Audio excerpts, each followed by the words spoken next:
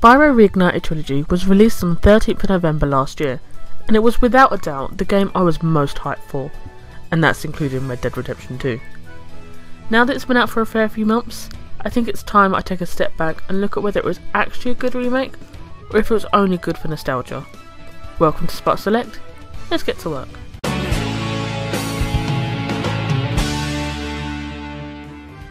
My first memory of playing a Spyro game was when I was a child and popped the disc for Year of the Dragon into my brand new PlayStation 1. I immediately fell in love with how fantastical it was. There was no other game like it at the time. You were a feisty purple dragon that could torch enemies with your flame breath and charge into them with your horns, all while exploring incredible worlds, which were all so varied in their themes. One minute you could be gliding through a swamp, the next you could be skateboarding in a gladiator training arena. It quickly grew to become my favourite game for the console. I loved it so much that after I finished it, I wanted more, and my parents eventually bought me Spyro 2, Gateway to Glimmer, and then the original game. I was never able to get into the PlayStation 2 era Spyro games, but I knew that I always had the 3 original PlayStation 1 titles ready whenever I wanted to play them. Then when Spyro Reignited Trilogy was finally announced by Activision to be releasing on the PlayStation 4 and Xbox One, I knew I had to get it. The first month after it released, I was playing it non-stop. Sure, it had its flaws, but to me, I was just happy to be able to play it. So, 4 months on, how does it compare to the original PlayStation 1 classics? Let's start with the graphics. Obviously the graphics for the Reignited Trilogy are astonishingly better than the originals. That shouldn't come as a surprise. But the amount of detail that the developers, Toys for Bob, added to each world is incredible. Looking back at the PlayStation 1 games, the worlds definitely felt kind of bland compared to today's standards. Even going back to the PlayStation 4 remakes now, without all the hype getting in the way, I am continually impressed with how beautiful each world is. Worlds that felt very similar in the originals now have quirks that make them stand out from the rest, although some levels definitely had more of a wow factor than others. However, the Reignited Trilogy uses motion blur, which is usually implemented into games which has a choppy frame rate. Although it didn't affect me too much, I'm aware it has caused people to have eye strain or headaches. Luckily, Toys for Bob have quite recently released a patch that allows you to toggle motion blur off, so people who struggled playing the game before now are able to experience the joy that it can bring.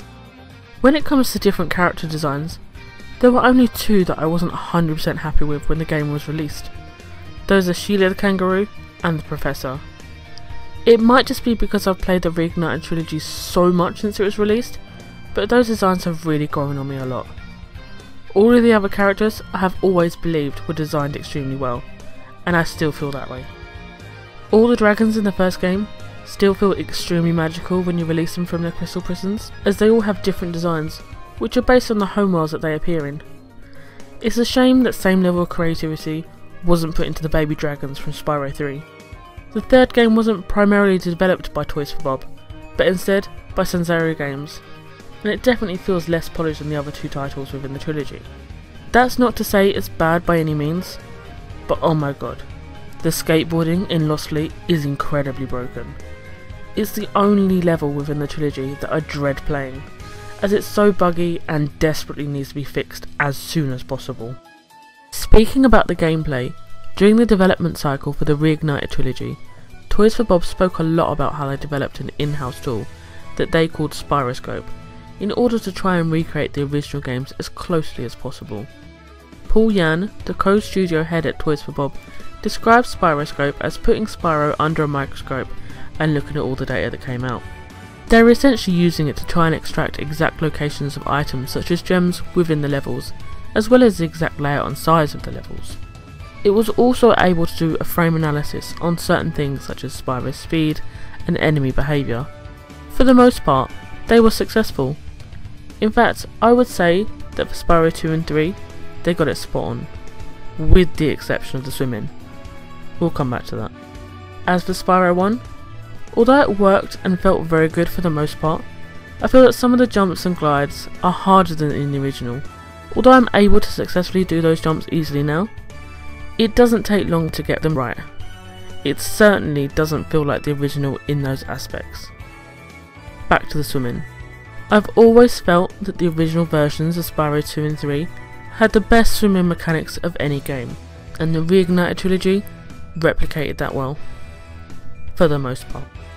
Only, they have added inertia, which wasn't present in the originals. This made swimming slightly more frustrating than prior. When it comes to attacking your enemies, it is still incredibly satisfying to roast the big enemies that can't be charged and watch them get knocked back, or charging through a group of smaller enemies. One thing that I feel that Toys for Bob are able to do exceptionally well is how they handle the music. Not all recreated tracks are as good as their original counterparts, but that really isn't an issue when you can easily switch back and listen to the original soundtracks at will. The remade music is also dynamic, so anytime you run or enter a building, or even just stand idle for a few seconds, the music playing reflects that.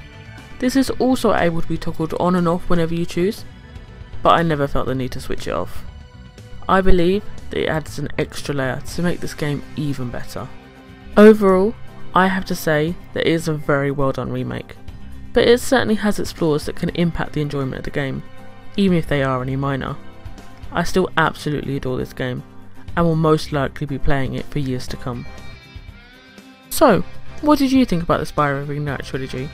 Did it live up to expectations, or were you disappointed and wanted something more? Let us know in the comments below, and please, like and subscribe for more content from us. Play harder.